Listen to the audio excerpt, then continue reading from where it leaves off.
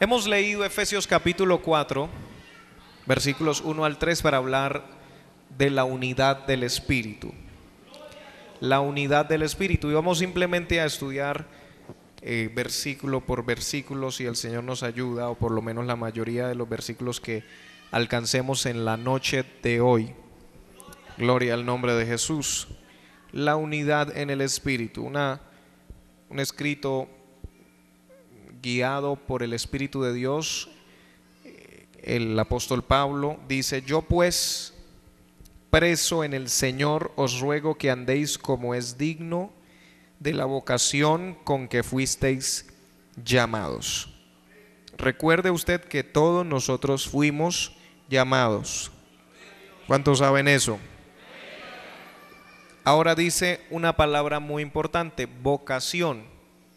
Recuerde usted que hay una gran diferencia entre un trabajo, entre una labor o una tarea que usted realiza por un salario, porque a usted lo contrataron y usted necesita ganarse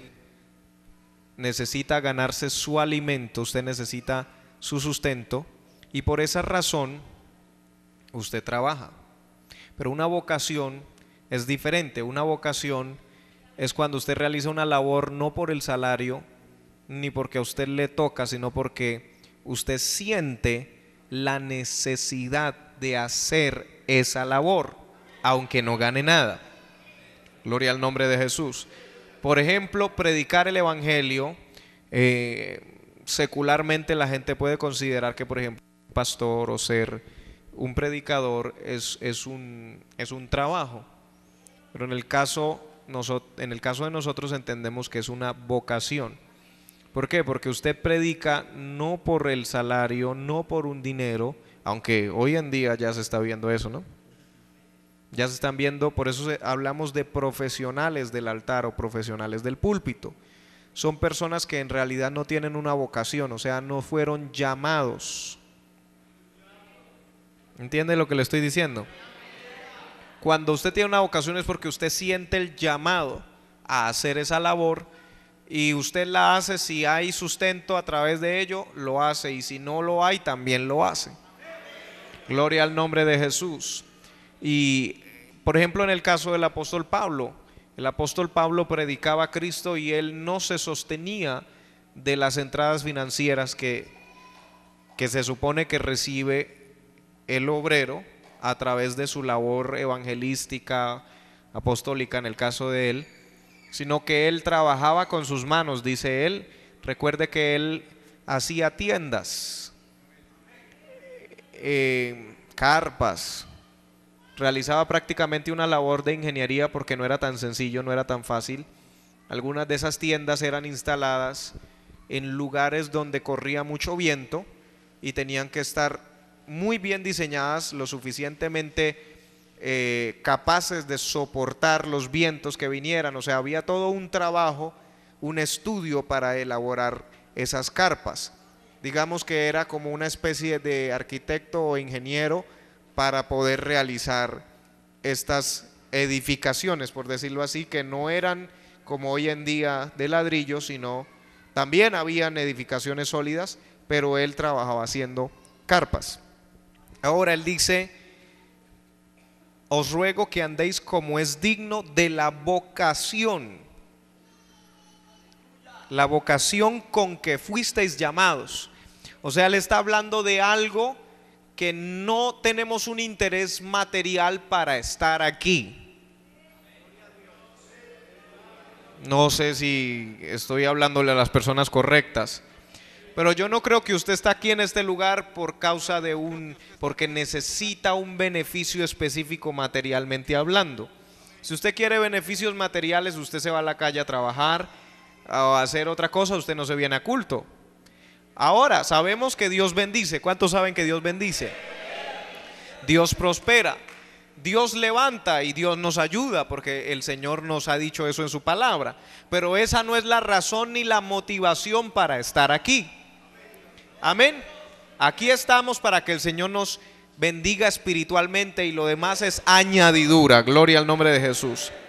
Ahora dice: a esta vocación a la que nosotros fuimos llamados tenemos que andar como es digno. ¿Y cómo es andar digno en esta vocación a la que fuimos llamados? Aquí dice, con toda humildad y mansedumbre. Ahora ya la cosa se pone más complicada porque uno dice, enfatiza, dice con toda humildad, como si hubieran varias manifestaciones o formas de humildad, lo cual sabemos que la humildad debería ser una, pero es que hemos notado en las personas que hay personas que son humildes con los que ellos consideran que deben ser humildes, no con todos, ¿cierto? Aquí en la iglesia hay hermanos que son súper humildes con el pastor y con los predicadores y con los líderes, no con los demás miembros de la iglesia. Entonces él enfatiza con toda humildad. La verdadera humildad y la humildad de la cual él está hablando aquí es una humildad para con todos, una humildad genuina y no fingida. Gloria al nombre de Jesús. Porque hay otra cosa, hay personas que son humildes mientras están abajo. Gloria al hermano, se dañó el mensaje. Hay personas que son humildes mientras están abajo, mientras son miembros de la iglesia que vienen al culto, alaban a Dios desde su silla, pero el día que alaban a Dios desde el altar se acabó la humildad. En ese día empiezan a tener humildad para con su líder, pero dejan de tener humildad para con el hermano que se sentaba al lado. Entonces nosotros no nos podemos olvidar de esto, hermano, porque el enemigo siempre atacará nuestro orgullo. ¿Cuántos saben eso? Todos nosotros siempre seremos atacados por el lado del orgullo y lo sabemos. El hermano que asiste y que no es predicador, que no es cantante, es atacado en el orgullo en algún área. Y cuando es predicador y cantante también va a ser atacado en esa área, con el orgullo. ¿Por qué, hermano? Porque es que el diablo, en ese fue el pecado en el que primero prácticamente cayó. Porque el pecado del diablo, antes de ser diablo, es que eso fue lo terrible. No había un diablo que lo tentara a él para que se volviera diablo. No sé si me estoy explicando. El diablo se volvió diablo sin que hubiera diablo para tentarlo, para que se hubiera vuelto diablo. Gloria al nombre de Jesús. Él de sí mismo se enorgulleció y tomó un concepto de sí que no era el correcto. ¿Qué nos enseña esto a nosotros? Que a veces no se necesita ni siquiera que el diablo venga a tratar de que nosotros nos volvamos orgullosos. Nosotros mismos nos miramos y qué hermoso y qué bello soy, aunque sea una mentira total. Gloria al nombre de Jesús. Pero es que a veces nosotros empezamos a darle vueltas a cosas que no tendríamos que pensar. Entonces hay un problema, hermano. A veces el Señor nos permite, y en esta vocación a la que fuimos llamados, el Señor nos llama a diferentes labores, y a veces el Señor nos va a poner en lugares de privilegio, y quizás el hermanito va a empezar a predicar un mensaje en el grupo familiar, ¿verdad? ¿Cuántos han predicado en grupos familiares? Gloria a Dios. Usted ha experimentado lo que es compartir la palabra, pero usted de alguna forma mira y dice, bueno, hay 3, 5 personas, no pasa nada. Luego lo llevan a un campo blanco, hay 10, 15, 20. Pero todavía la gente dice, hermano, lo hizo relativamente bien. No le han dicho nada no le han elogiado. Y quizás un día usted predica y le dicen, hermano, no, el mensaje hoy no estuvo tan bueno, ¿verdad? Porque hay momentos donde usted mismo se siente sin que se lo digan. Usted dice, hoy como que me enredé, me agarraron los nervios, los micrófonos inalámbricos empezaron a molestar. ¿Sí me entiende? Pasa algo. Pero cuando usted está empezando, esas cosas le ayudan como quien dice, a bajar los humos. Gloria al nombre de Jesús. Pero llega un momento en esta vocación a la que usted fue llamado, en donde usted va a predicar 10, 20, 30, 40 veces, y cuando llegue a predicar su mensaje número 50, quizás alguien en el campo blanco o en la iglesia o a donde usted lo lleven a predicar se le acerque y le diga: hermano, qué bendición? Porque es cierto que sí pasa. Uy, hermano, fue un mensaje, era para mí, hermano, siga así, adelante, no cambie. Y bueno, le dicen un montón de cosas. ¿Y qué pasa con algunos?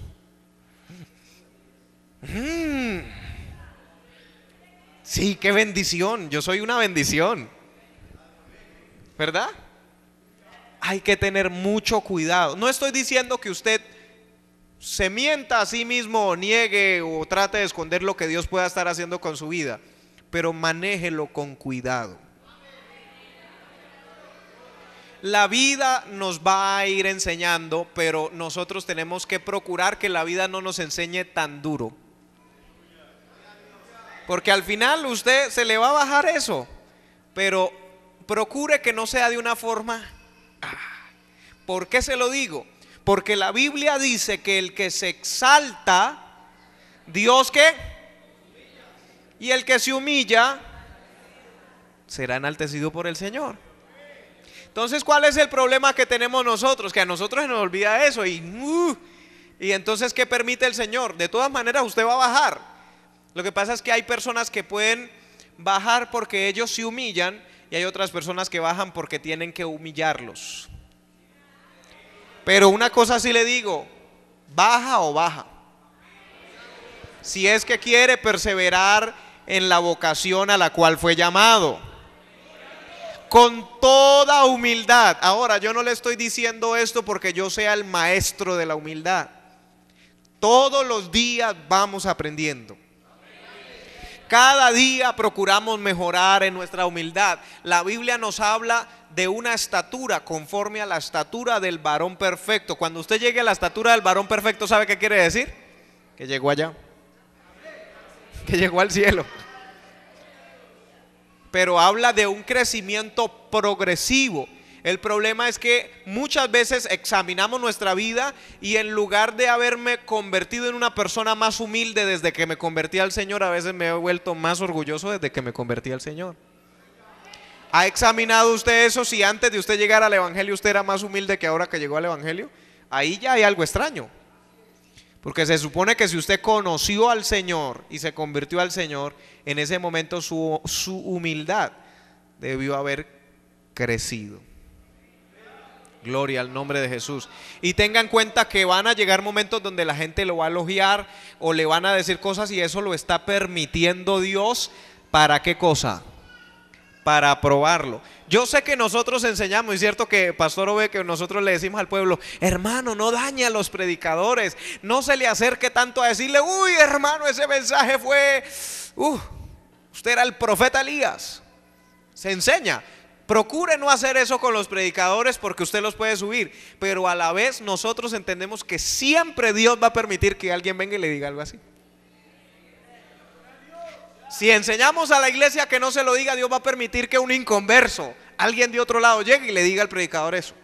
¿Por qué cree usted que Dios permite eso? Para probarlo. Ahora, yo sé que usted está diciendo: amén, amén, el predicador. ¿Y qué de las otras cosas? Hay hermanos que no se enorgullecen de la predicación, pero no es sino que haya un turnito aquí de la construcción. Yo sí sé echar pala y a mí nadie me gana echando pica. Yo lo que le quiero explicar es que no hay que negar lo que usted sepa hacer, porque si usted sabe hacer algo y usted es consciente que sabe hacer algo, usted va a poder ayudar en esa área. Pero tómelo con calma. Tómelo con calma, porque siempre va a haber alguien que sepa más que usted. ¿Está claro de eso? Siempre hay alguien que sabe más que yo. El día que usted diga: wow, ese mensaje que prediqué, yo no había escuchado a alguien que hubiera predicado, siempre recuerde: hay alguien que sabe más. Es más, puede llegar alguien que le va a corregir ese mensaje que usted dijo que nadie había predicado. Usted sabe, todos los días uno aprende y uno ha estudiado un capítulo y uno dice: bueno, yo entiendo de aquí. Y a veces llega alguien de otro lado que uno a veces ni piensa y le dice: hermano, mire, aquí este versículo quiere decir, y uno: yo no sabía todo eso. Y a veces uno ve un hermano sencillito. Usted sabe, yo he visto personas en otras ciudades, el Señor me ha permitido viajar, y a veces uno ve personas tan sencillitas, a veces lo reciben a uno en el terminal o en el aeropuerto y uno dice, tan sencillo ese hermano, quién sabe cómo predicará. Y cuando agarran el micrófono para presidir, usted se queda. Uno dice, definitivamente Dios al que quiere levantar lo levanta. Y uno tiene que reprender todos esos pensamientos que dicen yo soy el mejor, yo soy el que más hago las cosas bien. Porque si usted es así, el Señor va a permitir la humillación. Y no queremos, no hay necesidad, hermano, de que seamos humillados así. Uno mismo se puede humillar. Es más doloroso. Es más doloroso que tenga que el Señor, como dicen por ahí, arrastrarlo enfrente de lo que usted no quería. Gloria al nombre de Jesús. Esto también para el área de los negocios, de la capacidad para, cierto que hay personas que son buenas para vender, buenas para charlar, buenas para, entonces empiezan a menospreciar al hermano que no tiene el mismo carisma, que no tiene la misma capacidad de comunicación. Y cuando usted más rechaza o toma o menosprecia a esa persona, usted le está dando la oportunidad a Dios de que exalte a esa persona. Usted sabe cuánta gente uno ha menospreciado porque uno los ve que intentan y no son capaces. Entonces todo el mundo los empieza a humillar, ¿cierto? Hasta uno mismo, y otra gente empieza a decir, no hermano, usted para eso, no, terrible. ¿Qué hace Dios? Los levanta. ¿Para qué? Para que uno vea. Y no me he podido mover de ahí. Con toda humildad, y que el Señor nos ayude, amén. Que el Señor nos ayude porque cada día uno ve tantas cosas que uno dice, definitivamente lo que yo sé no es nada. O sea, Dios me ha permitido esa gracia hasta donde voy y me va a seguir permitiendo crecer. Cada uno vamos a crecer. ¿Cuántos creen eso? Pero hay alguien que lleva 5 años, 10 años, 20 años de adelanto. Y a veces porque uno hizo algo o logró algo, uno piensa que nadie más en el mundo. Aleluya.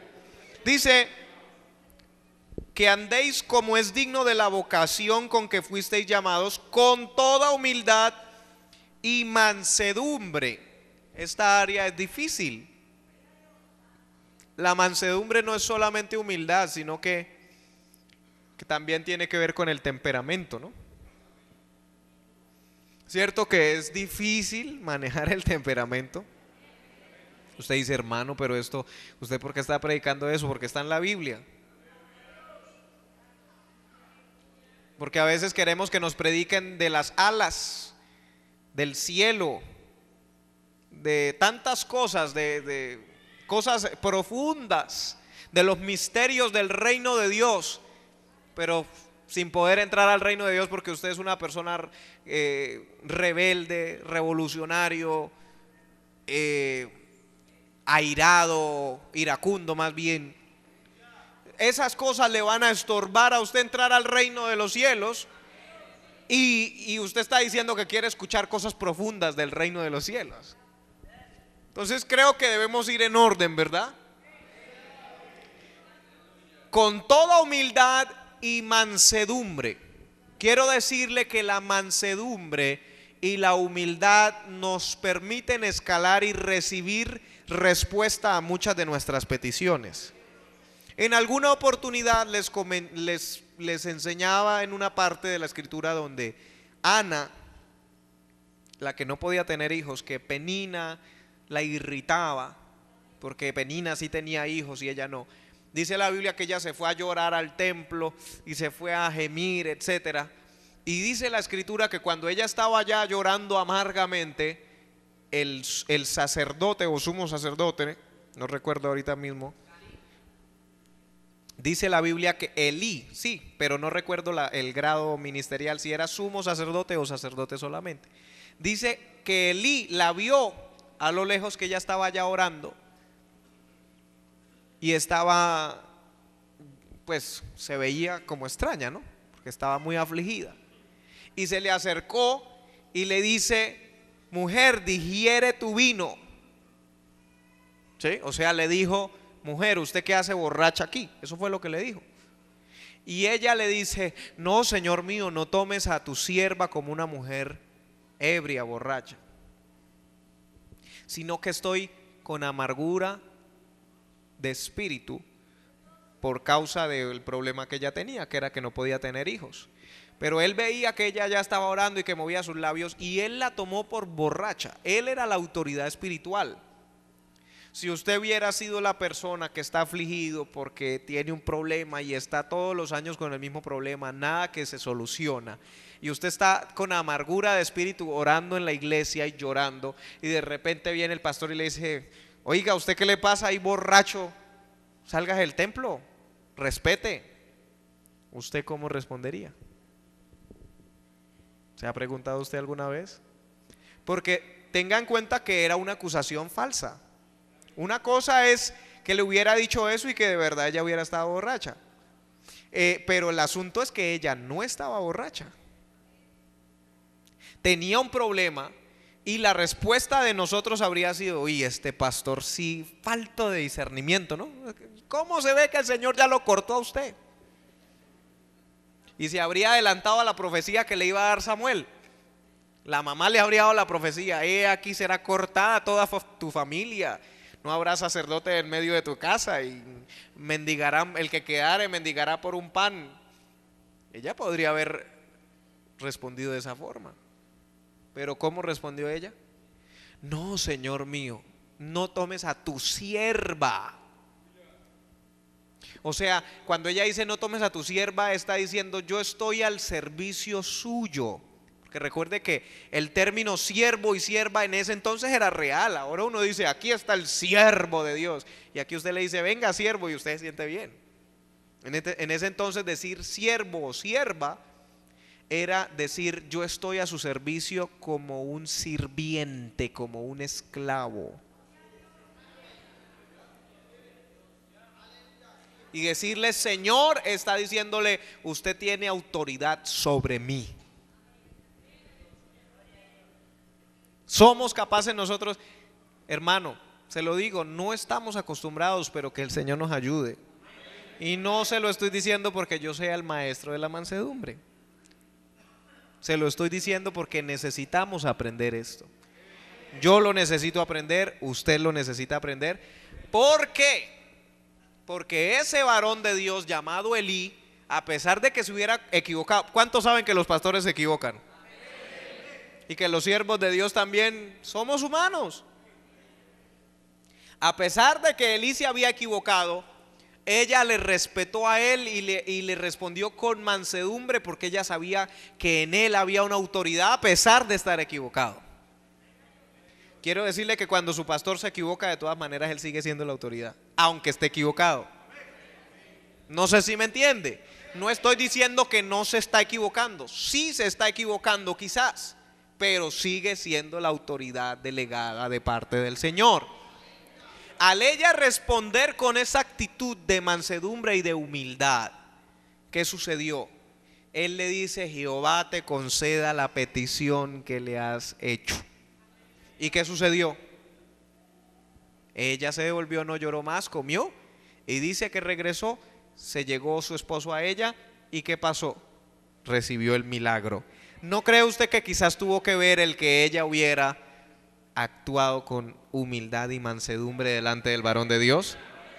Entonces quiere decir que si nosotros no tenemos humildad y mansedumbre, podemos detener bendiciones de Dios que vengan a través de las personas a las cuales les estamos respondiendo mal. Porque recuerde que Dios muchas veces hace los milagros a través de la unción que está en una persona.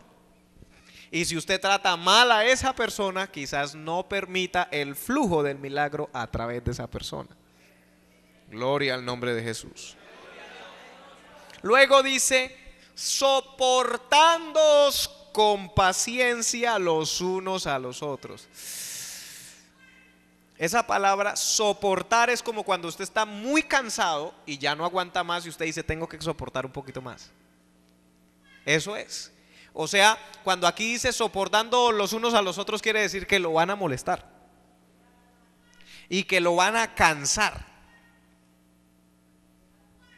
Usted quizás dice, ay hermano, pero en la iglesia uno viene del mundo cansado y llega uno a la iglesia para que en la iglesia lo molesten. Quiero decirle que ese es un proceso permitido por el Señor para probarlo. Y la Biblia dice, soportándoos los unos a los otros. O sea que usted va a llegar del mundo donde estaba cansado y va a llegar a la iglesia y también va a enfrentarse a ciertas cosas en las cuales usted va a sentir que ya no puedo más, yo mejor no vuelvo a esa iglesia porque es que esa gente, y se lo digo de una vez a los amigos, no piense que al llegar a la iglesia no va a encontrar problemas, siempre van a haber problemas, solamente que está el Señor con nosotros para ayudarnos a enfrentarnos a esos problemas. Incluso problemas con gente, así como lo está escuchando. Con la gente que usted dice que debería ser su ejemplo, con ellos algún día va a llegar a tener un problema. Pero la Biblia ya le está diciendo, soportándoos los unos a los otros. Porque cada uno de nosotros tenemos cosas que al otro le molesta. Porque es que cada uno de nosotros fuimos criados con un papá y una mamá diferente. Algunos de ustedes nacieron en el sur del país, otros en el norte del país. Unos fueron criados con yuca y otros fueron criados con papa. Y al que fue criado con papa le parece horrible que usted toda hora come yuca. Y cuando él diga que es horrible lo que a usted le gusta, a usted le va a dar fastidio. Porque cada cabeza, como dicen, es un mundo.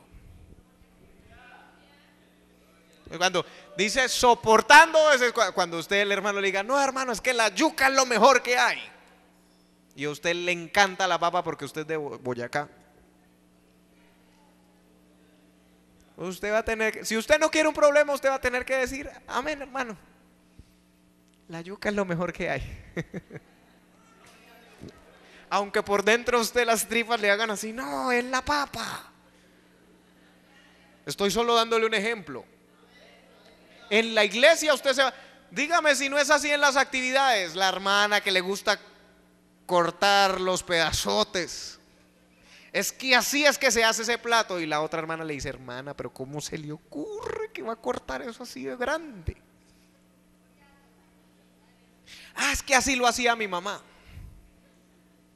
Pues su mamá estaba equivocada.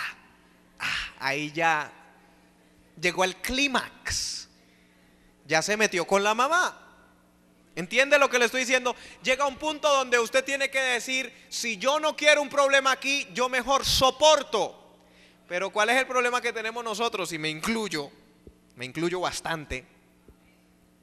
Que cuando nosotros vemos que algo no es como a nosotros nos parece, nos da ganas de decirlo, ¿verdad?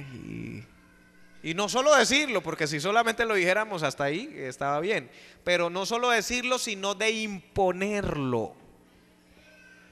Nosotros queremos imponer que se hagan las cosas sin ser los encargados de imposición. Porque digamos que usted es el líder de ese grupo de cocina. Ya, usted dijo corten lo grande, a usted es el que lo van a regañar cuando el almuerzo quede feo. Porque usted es el líder, usted es el responsable. ¿Entiende? Los demás le van a decir, hermano, listo, yo lo voy a cortar grande. Al fin y al cabo, cuando el pastor llame a ver quién fue el que echó esos trozos gigantescos, hermano, el líder me dijo que los cortara así. Él fue. Pero a veces usted no es el responsable, o yo no soy el responsable de eso, y le quiero imponer al líder, cuando es el líder el que va a tener que poner la cara. ¿Sí me explico? Cuando haya un problema, ¿a quién van a llamar? Al líder, no a usted. Cuando vengan a llamar a quién fue el del problema, usted de una vez apunta al líder. Entonces hay que tener cuidado con eso, soportar, tener mansedumbre, tener humildad. Dice, soportándoos con paciencia los unos a los otros. Ahora hay otro pedacito que está difícil, porque a veces yo me soporto en hipocresía. ¿Cuántos alguna vez han soportado cosas terribles? Levanten la mano los que han soportado cosas terribles. Por ejemplo, que usted llega a un lugar y hay un olor bien bravo. ¿Qué está haciendo? Usted llega a esa casa y huele terrible. ¿qué hace usted? Usted soporta. Y usted hace así. Amén, estoy soportando. Pero es probable que usted no esté soportando en amor. Usted puede estar soportando en hipocresía. Pero soportar en amor es muy diferente a soportar en hipocresía. Y en la iglesia del Señor, en el mundo se soporta en hipocresía. El trabajador soporta al jefe en hipocresía porque necesita algo, pero nosotros debemos tratar de soportar en amor. Uy, hermano, está muy duro eso. Yo lo sé, hermano, tranquilo, que yo también siento que está duro. Pero hay que soportarnos ¿cómo? Dígalo fuerte, ¿cómo nos debemos soportar? Gloria al nombre del Señor. Luego dice, solícitos en guardar la unidad del espíritu en el vínculo de la paz. Solícitos. ¿Cuántos saben qué es ser solícito? Diligente. Como cuando esas personas que le dicen, hermano, necesitamos un alicate y ¡uf!, ya lo traen. Esa es una persona diligente, solícito. Ahora, aquí dice que hay que ser solícito en guardar la unidad del espíritu. O sea, que usted esté presto, que usted esté atento a hacer algo al respecto de la unidad. O sea, cuando usted ve que se van a romper las relaciones de amistad o de hermandad en una iglesia, usted tiene que estar pronto a no permitir que eso se dé. Ahí sí creo que estamos fallando todos también. Porque es cierto que cuando hay un problema entre hermanos, solamente son dos que tienen un problema, se forma dos bandos de 20 a este lado y 20 a este otro lado, y no están solícitos en guardar la unidad. Se lo digo. ¿Qué están haciendo esos 20 que están acá y esos otros 20 que están al otro lado? Hermano, pero no, usted no puede, pues si usted se lo permite, ¿quién se lo aguanta después? Va a seguir en lo... No, hermano, en el nombre de Jesús vamos a reprender al diablo. Y empiezan a tratar al hermano de endemoniado y de diablo solamente porque al uno le gusta la yuca y al otro le gusta la papa. A veces usted va a mirar el motivo o la razón y a veces que es una tontería. ¿Cierto que sí? A veces es una tontería que nadie notaría la diferencia, pero hay dos conceptos chocando y solamente por, como dicen por ahí, le echamos leña al fuego del infierno que hay ahí alrededor, porque ya empiezan a decirse fatuo, necio, y empiezan esas palabras. ¿Y qué dice la Biblia acerca de eso? Ni lo leo porque es más complicado que lo que estamos leyendo aquí. Entonces vamos a tener cuidado con eso, amén. Solícitos en guardar la unidad del espíritu en el vínculo de la paz. Y el vínculo de la paz aparece ahí un punto y coma y aparece un cuerpo, un espíritu, como fuisteis también llamados en una misma esperanza de vuestra vocación. Quiero que me preste atención aquí un momentico. Dice cómo es que tenemos el vínculo de la paz. El vínculo de la paz se manifiesta en que estamos en un mismo cuerpo. No estamos en varios cuerpos. Somos diferentes miembros, pero somos un mismo cuerpo. Entonces, al ser un mismo cuerpo, tómelo como ejemplo su cuerpo. Cuando a usted le duele un dedo, el resto del cuerpo no se pone a pelear contra el dedo. Se ponen a ayudar el dedo, porque son un solo cuerpo, no pueden estar en guerra, deben estar en ¿qué? Paz. Hay un vínculo. Ese es el vínculo de la paz. Son un solo cuerpo. Y cuando uno está dolido o enfermo o funcionando mal, en lugar de atacarse, en lugar de haber guerra entre ellos, ¿qué hay? Ayuda, compasión. ¿Cierto que a usted le duele la cabeza y su mano no dice, ay, tan boba la cabeza, miren, llora por todo? No. Su mano se va a la cabeza y se aprieta tratando de que la cabeza no duela más. ¿Cierto? ¿No se pone usted la mano en la cabeza cuando está que ya no? La mano no empieza a golpear la cabeza. Decirle, ¿qué le pasa? Arréglese ya. Usted sí es misteriosa, escandalosa.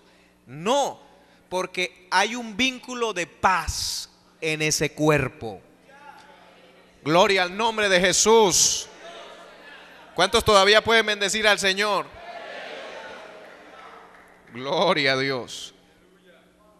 Un cuerpo y un espíritu. Tenemos al Espíritu Santo. ¿Cuántos tienen al Espíritu Santo?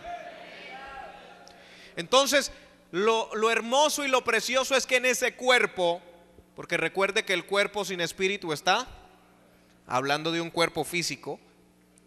Lo mismo en el cuerpo de Cristo, estamos avivados por el Espíritu Santo.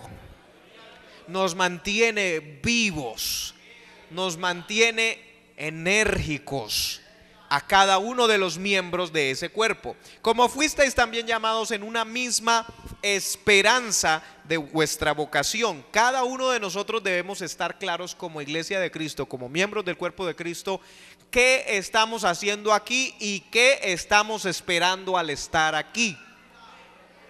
Porque hay personas que están aquí y que supuestamente, bueno, no digamos aquí, que están en una iglesia, están en una congregación local y hacen todo y supuestamente tienen humildad, mansedumbre, unidad con el cuerpo, pero no tienen la misma esperanza que usted y yo tenemos. No están aquí por el mismo motivo y la misma razón por la cual usted está aquí. ¿Cuál es la razón y la motivación por la cual usted está aquí en este lugar? Adorar a Dios y algún día llegar a su presencia. Por eso habla de una esperanza.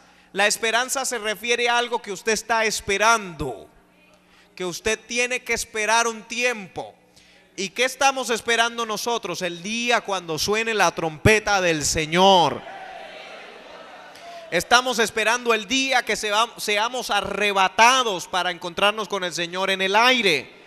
Amén, estamos esperando algo más glorioso que lo terrenal, algo más precioso que cualquier ayuda y bendición que Dios nos pudiera dar aquí en la tierra. Hay algo más allá, hay algo que es eternal, hay algo que no se acaba, hay algo que no se corrompe, y es el cielo, es la presencia de nuestro Dios, es la gloria de nuestro Dios, es la eternidad, es la vida eterna.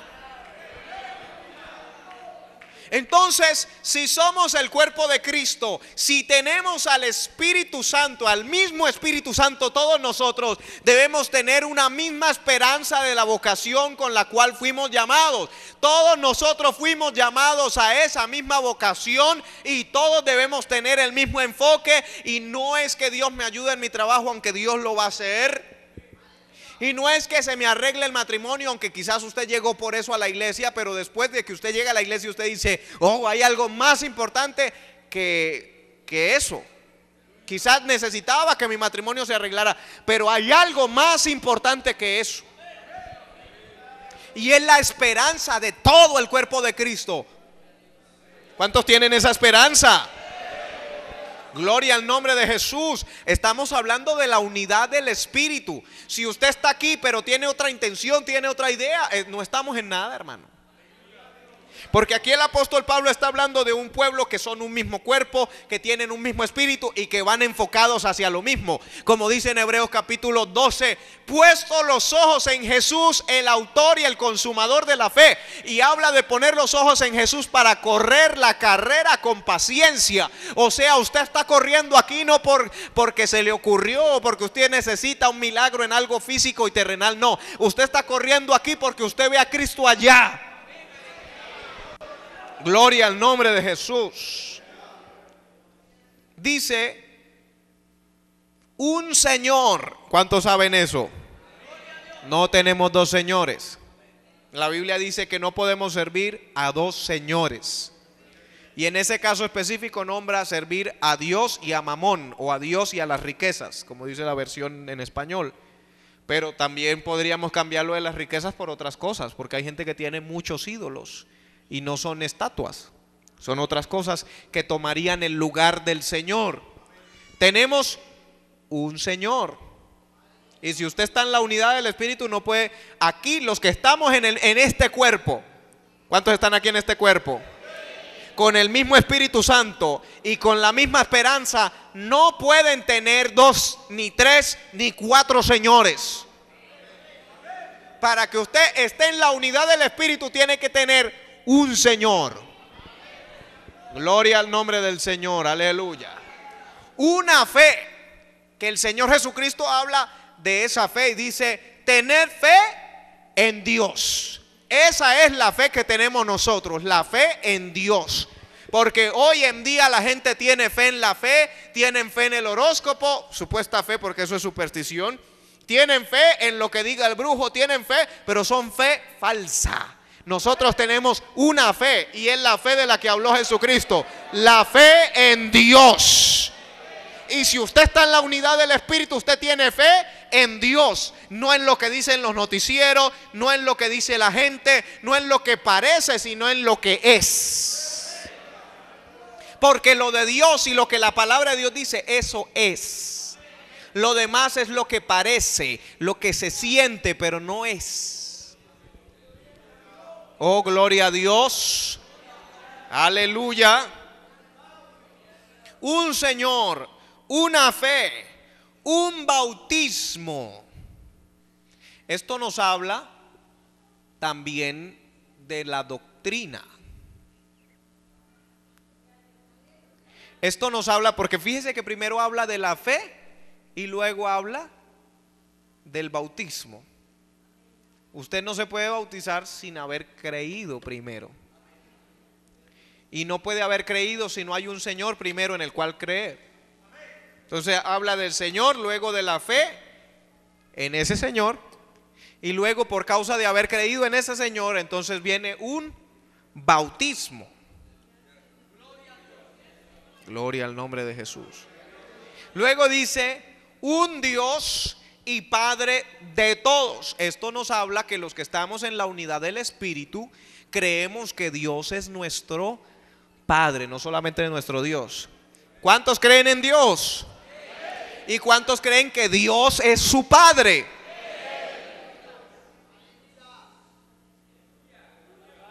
Los que andan en la carne no tienen el entendimiento de que son hijos de Dios. Solo los que tienen el Espíritu de Dios comprenden que son hijos de Dios. Gloria al nombre de Jesús. Dice: un Dios y Padre de todos. Hay mucha gente que son cristianos, que asisten a la iglesia y creen en Dios, pero no han llegado a la claridad de que ese Dios en el cual ellos creen es su Padre. Y quizás lo dicen con su boca, dicen: Padre nuestro que estás en los cielos, pero con su actitud y con sus palabras niegan creer que Dios es su Padre. Cuando oran, le hablan a Dios como Dios y no como Padre. Y resulta que Él es Dios, pero también Padre de todos nosotros. Cuando usted le pide a Dios algo que usted necesita, usted se lo pide como Dios todopoderoso, dueño y creador de todas las cosas, pero también como Padre que le interesa que su hijo tenga lo que necesita y aún más allá de lo que necesita. Cuando usted comprende el concepto de Dios como Padre, usted empieza a pedir diferente, empieza a hablar diferente. Porque antes de eso usted creía que Dios era simplemente: bueno, Dios allá, ¿qué tiene que ver Él conmigo? Bueno, me amó y yo me iba a perder. Pero cuando usted entiende que Él no es solamente su Dios, sino su Padre, usted va a cambiar de actitud. Porque hay un vínculo. Oh, gloria al nombre de Jesús. ¿Cuántos creen que tenemos un Padre celestial que es bueno? Gloria al nombre de Jesús. El cual es sobre todos y por todos y en todos. Sigue la Biblia, vamos a avanzar rápidamente. Pero a cada uno de nosotros fue dada la gracia conforme a la medida del don de Cristo. Por lo cual dice: subiendo a lo alto llevó cautiva la cautividad y dio dones a los hombres. Y eso de que subió, ¿qué es? Sino que también había descendido primero a las partes más bajas de la tierra. El que descendió es el mismo que también subió por encima de todos los cielos para llenarlo todo. Y él mismo constituyó a unos apóstoles, a otros profetas, a otros evangelistas, a otros pastores y maestros, a fin de perfeccionar a los santos para la obra del ministerio, para la edificación del cuerpo de Cristo, hasta que todos lleguemos a la unidad de la fe y del conocimiento del Hijo de Dios, a un varón perfecto, a la medida de la estatura de la plenitud de Cristo, para que ya no seamos niños fluctuantes llevados por doquiera de todo viento de doctrina, por estratagema de hombres que para engañar emplean con astucia artimañas del error. Y sigue avanzando, pero no vamos a tener tiempo para completar todo lo que dice ahí. Pero quiero explicarle lo siguiente: hay dones del Padre. De tal manera amó Dios al mundo que ha dado. ¿Qué nos dio el Padre? Nos dio a su Hijo, nada más y nada menos. Por amor. ¿Qué otra cosa aparece como dones del Padre? La Biblia dice que Dios, que es bueno, da el sol a buenos y malos, hace llover para buenos y para malos. Esas son dádivas. El Padre le ha dado la vida al ser humano, al bueno y al malo. Parece ser que la mayoría de los dones del Padre son enfocados a toda la humanidad en general, no tanto a los solo cristianos, a los solo, ¿sí? Luego aparecen los dones del Hijo, que nosotros como cristianos evangélicos le hemos puesto el nombre de ministerios y le llamamos los 5 ministerios: el apóstol, profeta, pastor, maestro, evangelista. Hemos llamado ministerios, pero aquí aparece como dones, los dones de Jesucristo. Y luego tenemos los dones del Espíritu Santo, que son los 9 dones que llamamos nosotros: el don de ciencia, el don de discernimiento de espíritus, el don de lenguas, el don de palabra de profecía, el don de... Entonces vemos los dones del Espíritu Santo, los dones de Jesús y los dones del Padre. No sé si me entendieron de lo que estoy hablando. Entonces en este caso dice: a cada uno nos fue dada gracia conforme a la medida del don de Cristo, por lo cual dice: subiendo a lo alto llevó cautiva la cautividad y dio dones a los hombres. ¿Cuáles fueron los dones que dio a los hombres? Los ministerios que nosotros llamamos. Gloria al nombre de Jesús. El ministerio del pastor, del evangelista, del maestro, del apóstol, del profeta, etcétera. Pero ¿cómo fue que dio esos dones? Dice que subiendo a lo alto llevó cautiva la cautividad. Y eso de que subió, ¿qué es? Sino que también había descendido primero a las partes más bajas de la tierra. ¿Cuántos recuerdan lo que dice la Biblia en San Lucas capítulo 16, versículo 19? Habla del rico y Lázaro. Cuando el rico muere, dice que abrió sus ojos y estaba ¿en dónde? En tormentos en el Hades. Y ahí hay una conversación y habla del seno de Abraham, que según todos los estudios que se han realizado, quedaban ¿dónde? En el centro de la tierra, o en las partes más bajas de la tierra, como dice aquí. Dice la Biblia que el seno de Abraham estaba a este lado, había una gran cima que aparece con S. Una cima con S no es de altitud, sino de profundidad, o sea, aquí en Bucaramanga le llamamos un rumbón, un hueco, un abismo que separa la parte donde están los salvos y la parte donde están los perdidos. ¿Por qué sabemos que se podían ver? Porque Lázaro porque el rico le habla al padre Abraham y le dice que envía a Lázaro, que moje, o sea, hablan como que se están viendo, pero el padre Abraham le dice: hay una gran cima entre nosotros que separa estos dos lugares y no puede ir de aquí para allá y de allá para acá. Entonces, antes de que Cristo muriera en la cruz del Calvario, los que eran salvos quedaban en la parte donde quedó Lázaro y el padre Abraham. Había una gran cima y en el otro lado quedaban los que estaban en tormentos, los que se perdieron. Amén. Cuando Jesucristo murió en la cruz del Calvario, Jesucristo dice aquí, antes de subir, dice, subiendo alto llevó cautiva la cautividad. ¿Cuál cautividad? Luego dice, eso de que subió, ¿qué es? Sino que también había descendido primero a las partes más bajas de la tierra. El que descendió es el mismo que también subió. Jesús descendió, buscó a los que estaban allá en el centro de la tierra salvos y llevó cautiva la cautividad. ¿Qué quiere decir? Que Él sacó a los salvos de allá y se los llevó para el paraíso. Hermano, ¿dónde queda el paraíso? No sé, hermano. Hermano, ¿el paraíso es el mismo cielo? Tampoco sé, hermano. No sé si hay una subdivisión, hay un ascensor o algo así, no sé. Pero lo que la Biblia dice es que llevó cautiva la cautividad. Dice, descendió y volvió a subir. O sea que ahora ya no están los salvos y los perdidos en el mismo lugar divididos por una cima, sino que solamente están los perdidos allá y los salvos, ¿para dónde se fueron? ¿O para dónde se los llevó? Para el paraíso, y están reposando o descansando. ¿Entiende lo que le quiero decir? Dice ahí que Él descendió a las partes más bajas de la tierra, o sea, donde estaba todo eso sucediendo.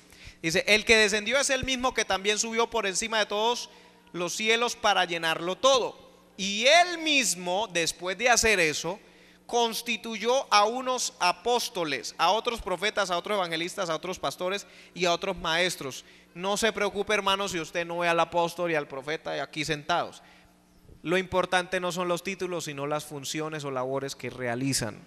Y siempre han habido los que establecen iglesias, siempre han habido los que hablan directamente de Dios un asunto particular, siempre han habido los maestros. En la Biblia usted encuentra al apóstol más apóstol de todos, que fue humano, hablándolo así, el apóstol Pablo. Encuentra usted a un pastor que es Pedro, Pedro, ¿me amas? Pastorea mis ovejas. Apacentad la grey del Señor. Primero fue evangelista, luego fue pastor. El Señor primero lo llama y le dice, te haré pescador de hombres. Luego lo llama al pastorado y le dice, apacentad y pastoread mis ovejas, mi grey. Usted ve un maestro como lo es Santiago, que él mismo dice, os creéis muy maestros. Él está hablando porque él es maestro. Y usted mira la forma en la que está escrito el libro de Santiago, usted va a notar que él es un maestro, aunque no negamos que quizás fuera pastor, porque hay pastores que son maestros. ¿Entiende lo que le estoy diciendo? Usted ve un profeta como lo fue, aunque tenía título de apóstol, aparece Juan, el que vio todo lo que vendría, lo que sucedería, y que escribe el libro de Apocalipsis. Entonces usted no puede negar que ahí hay un profeta. Y no le dicen el profeta Juan, pero ese es un profeta. ¿Qué más profeta que el que ve todos los acontecimientos, no de ahorita, sino de ahí para adelante? Entonces vemos cómo Dios constituyó pastores, maestros, usted ve evangelistas en la Biblia, usted ve los predicadores. Y todo esto, estas funciones, estas personas que Dios ha constituido, dice, para la edificación del cuerpo de Cristo. Si queremos unidad en el Espíritu, necesitamos hacer las cosas para edificar al cuerpo de Cristo. No para que vean cómo yo soy el profeta, cómo Dios me muestra todo lo que está pasando en la iglesia. No es para que vean, es para que la iglesia se edifique. Amén. Y como el tiempo ha corrido, voy a invitarle para que esté en pie. Quizás en otra oportunidad el Señor nos ayudará a seguir hablando de la unidad en el Espíritu.